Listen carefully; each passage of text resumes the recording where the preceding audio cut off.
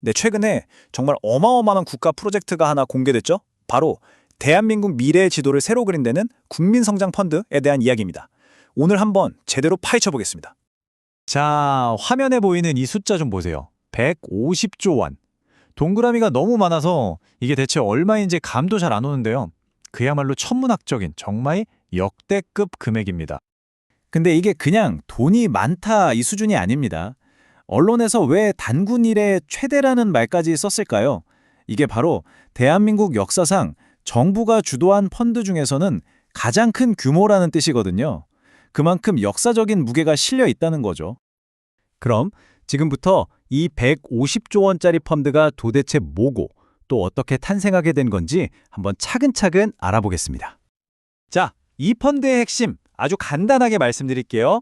앞으로 5년 동안 150조 원이라는 엄청난 돈을 쏟아 부어서 대한민국의 미래 먹거리를 키우겠다는 겁니다. 돈의 물줄기를 첨단 산업이랑 핵심 인프라 쪽으로 쫙 돌려서 확실한 성장 엔진을 만들겠다. 바로 이겁니다. 근데 이게 단순히 돈만 많이 쓰는 계획이 아니에요.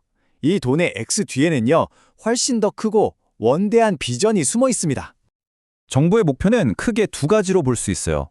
첫 번째는 미래를 향한 공격입니다. 그러니까 앞으로 20년, 30년을 내다보고 다른 나라가 절대 넘볼 수 없는 초격차 기술을 확보하겠다는 거죠.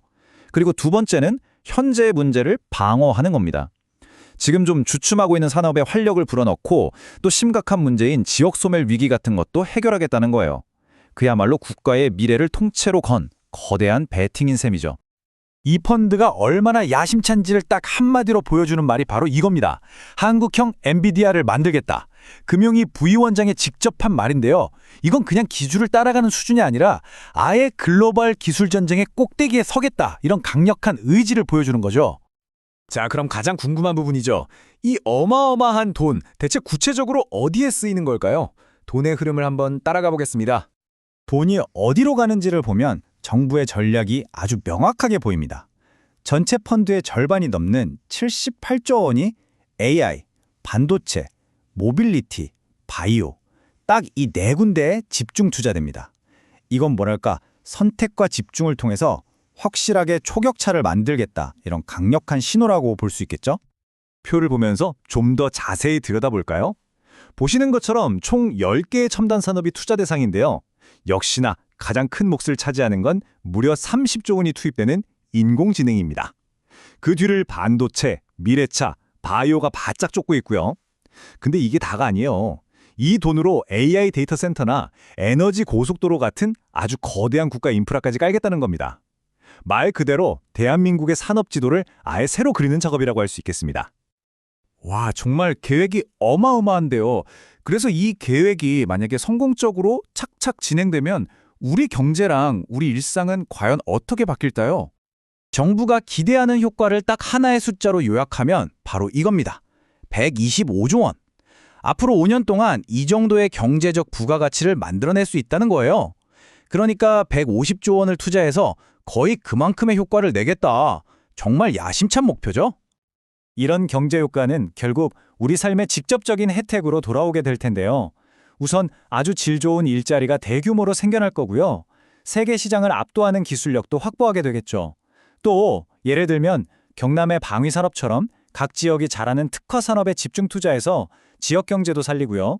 혁신적인 아이디어를 가진 젊은 벤처, 스타트업들이 마음껏 클 수 있는 튼튼한 토양을 만들어주는 것도 아주 중요한 목표입니다. 물론 이렇게 거대한 계획이 마냥 장밋빛이기만 하진 않겠죠. 이 엄청난 비전을 현실로 만들기 위한 성공의 열쇠는 과연 뭘까요? 성공의 열쇠는 바로 이 독특한 민관 협력 방식에 숨어 있습니다. 150조 원을 정부랑 민간이 정확히 반반씩 75조 원씩 내는 구조인데요. 여기서 정부의 진짜 중요한 역할은 단순히 돈을 내는 게 아니에요. 바로 마중물 역할을 해주는 겁니다.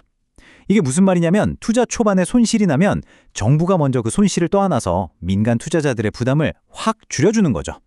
그래야 기업이나 연기금, 더 나아가 일반 국민들까지 이거 좀 안전하네? 하면서 믿고 투자할 수 있는 판이 깔리는 거니까요. 아주 핵심적인 전략입니다. 하지만 넘어야 할 산도 정말 높고 큽니다. 가장 시급하고 또 가장 본질적인 과제는 역시 나머지 75조 원이라는 어마어마한 민간 투자를 진짜로 끌어올 수 있느냐 하는 거겠죠. 또 과거에 정부가 주도했던 펀드들이 수익률이 별로 안 좋았다는 시장의 불신, 이것도 극복해야 할 숙제고요. 그리고 이런 장기 프로젝트가 정치 상황에 흔들리지 않고 5년, 10년 꾸준히 갈 수 있을까 하는 우려도 분명히 존재합니다. 결국 이 질문이 남습니다. 미래를 걸고 던진 150조 원이라는 승부수, 과연 대한민국의 미래를 바꿀 수 있을까요? 우리 경제의 판도를 완전히 뒤집을 잠재력도 분명하지만 넘어야 할 과제 또한 만만치 않습니다. 그 위대한 여정은 이제 막 시작됐습니다.